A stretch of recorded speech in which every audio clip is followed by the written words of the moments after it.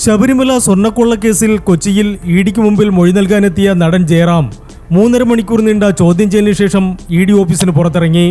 അറിയാവുന്ന കാര്യങ്ങളെല്ലാം പറഞ്ഞുവെന്നും ഇനി ഹാജരാകാൻ ഇഡി ആവശ്യപ്പെട്ടിട്ടില്ലെന്നും ജയറാം മാധ്യമങ്ങളോട് പറഞ്ഞു.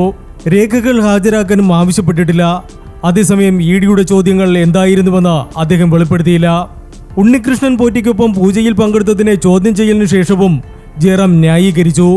കേരളത്തിനകത്തും പുറത്തുമുള്ള എത്രയോ ക്ഷേത്രങ്ങളിൽ വിവിധ ചടങ്ങുകളിൽ ഉദ്ഘാടനത്തിനായി തന്നെ വിളിക്കാറുണ്ടെന്നും അതുപോലെയാണ് പോറ്റിക്കൊപ്പമുള്ള പൂജയെ കണക്കാക്കുന്നതെന്നും ജയറാം പറഞ്ഞു.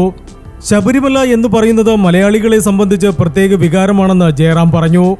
എത്രയോ ക്ഷേത്രങ്ങളുണ്ടെങ്കിലും ശബരിമല ഓരോ ഭാരതീയനും അവർ എത്തുന്ന പുണ്യസ്ഥലമാണ്. കൊള്ള നടന്നിട്ടുണ്ടെങ്കിൽ അവരെ വെളിച്ചത്ത് കൊണ്ടുവരാൻ ഓരോ മലയാളിയും ബാധ്യസ്ഥരാണ്. 38 വർഷത്തോളമായി കേരളത്തിലെ വിവിധ ക്ഷേത്രങ്ങളിൽ ഓരോ പരിപാടിക്കും ആദ്യം ക്ഷണിക്കുന്നത് തന്നെയാണ്. പലയിടത്തും പോയിട്ടുണ്ട്. അങ്ങനെയാണ് ഇവിടെയും പോയത്. സത്യം വെളിച്ചത്ത് വരണം. കാര്യങ്ങൾ ചോദിച്ചറിയാനാണ് എന്നെ വിളിപ്പിച്ചത്. എല്ലാം ഭംഗിയായി പര്യവസാനിക്കട്ടെ. കുടുങ്ങാനുള്ളവർ കുടുങ്ങട്ടെ, ജയറാം പറഞ്ഞു. ഹൈദരാബാദിലേക്ക് സിനിമാ ചിത്രീകരണത്തിനായി പോകുന്നുവെന്ന് പറഞ്ഞാണ് മാധ്യമങ്ങളുടെ കൂടുതൽ ചോദ്യങ്ങൾ ഒഴിവാക്കി ജയറാം ഇഡി ഓഫീസിന് മുന്നിൽ നിന്ന് യാത്രയായത്. Entertainment desk, Movie max.